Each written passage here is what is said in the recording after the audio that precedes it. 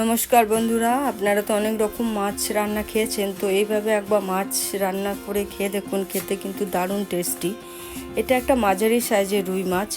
আমি ধুয়ে লবণ হলুদ মাখিয়ে নিচ্ছি, আর লবণ হলুদ মাখিয়ে বেশ কিছুক্ষণ এটা রেখে দিতে হবে যাতে মাছটাতে লবণ ঢোকে। আর এই মাছ রান্নাটা কিন্তু বাটা মশলা দিয়েই খেতে ভালো লাগে, জিরে গুঁড়ো দিয়ে অতটা টেস্ট আসবে না, তাই আমি 2 চামচ জিরে আর 3টে শুকনো লঙ্কা সিলে বেটে নেব। আর এই রেসিপিটা হচ্ছে আমার মা এইভাবে সিলে বেটেই রান্নাটা করে, তো খেতে কিন্তু দারুণ টেস্টি। আর এই মাছ রান্নাটা কিন্তু টাটকা মাছেই করতে হবে, এটা কিন্তু কোনো ফ্রিজে রাখা মাছ এভাবে রান্না করলে হবে না, টাটকা মাছই চাই এর জন্য। আর এদিকে আমার সর্ষের তেলটাও গরম হয়ে গেছে, খুব ভালো করে গরম না হলে মাছগুলো ভেঙে যাবে, তাই তেলটা গরম হয়ে যাওয়ার পর আমি 150 গ্রাম পেঁয়াজ দিয়ে দিলাম। প্রায় 350 গ্রাম মাছ আছে আমার।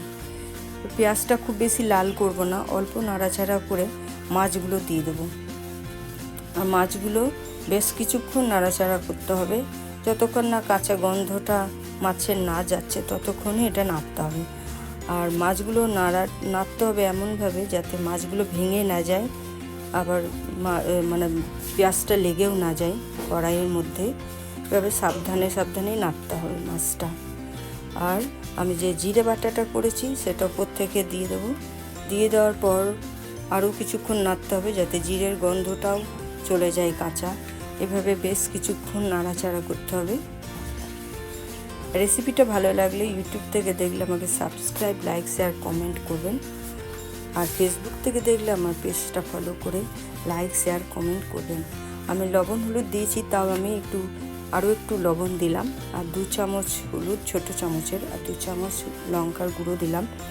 মাছ রান্নাটা কিন্তু ঝাল ঝাল হওয়া যায়, নাহলে ভালো লাগবে না, তাই আরও 2 চামচ আমি শুকনো লঙ্কার গুঁড়োও দিয়ে দিলাম। দিয়ে আমি বেশ কিছুক্ষণ নাড়াচাড়া করব। নাড়াচাড়া করার পর আমি 1 বাটি মতো জল দেবো, খুব বেশি জল দেবো না।